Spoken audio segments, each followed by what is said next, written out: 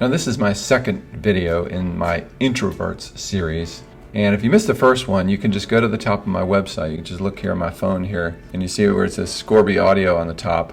Just click on that, and that'll bring you to my homepage, and you can look for the Introverts Part 1. And by the way, while I'm here, you can click on one of the three black links, which says voice only, dramatized, or both, where you can order Scourby Audio Bible if you're interested in that.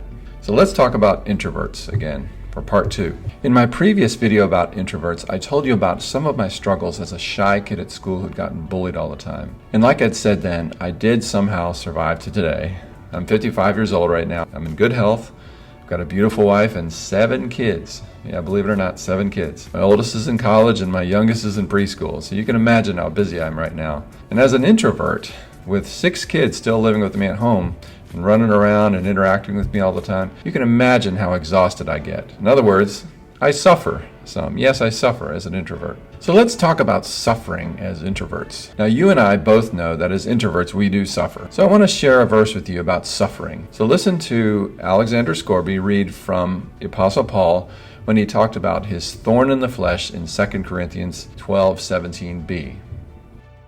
There was given to me a thorn in the flesh, the messenger of Satan to buffet me, lest I should be exalted above measure.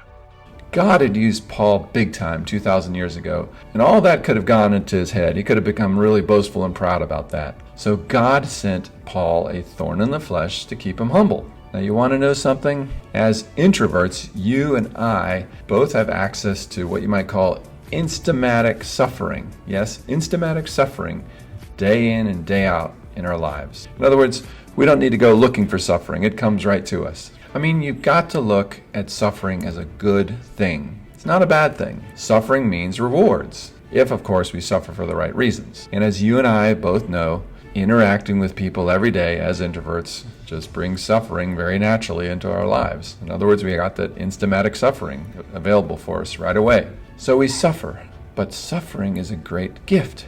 You might think I'm crazy calling suffering a great gift, but let's just listen to Romans 5, verses 3 through 5, Alexander Scourby reading from Scourby Audio Bible. And not only so, but we glory in tribulations also, knowing that tribulation worketh patience, and patience experience, and experience hope. And hope maketh not ashamed, because the love of God is shed abroad in our hearts by the Holy Ghost, which is given unto us.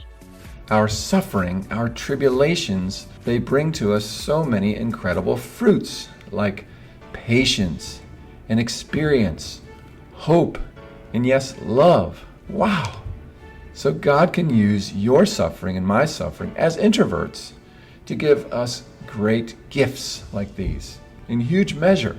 This fact alone should give you and me great joy in our lives as introverts, because as we grow in patience, experience, hope, love, and all these great gifts, we're going to get a lot more rewards when we get to heaven. God is going to give us rewards. So I'd encourage you to concentrate on these verses today from Romans 5, 3 through 5, and rejoice over the fact that as an introvert, God has given you this special gift of suffering. You may not like it right now, but you're piling up gift after gift for yourself in heaven as you suffer for the cause of Christ as an introvert. So tomorrow I'll do my 3rd video in the Introverts series. So I look forward to seeing you tomorrow.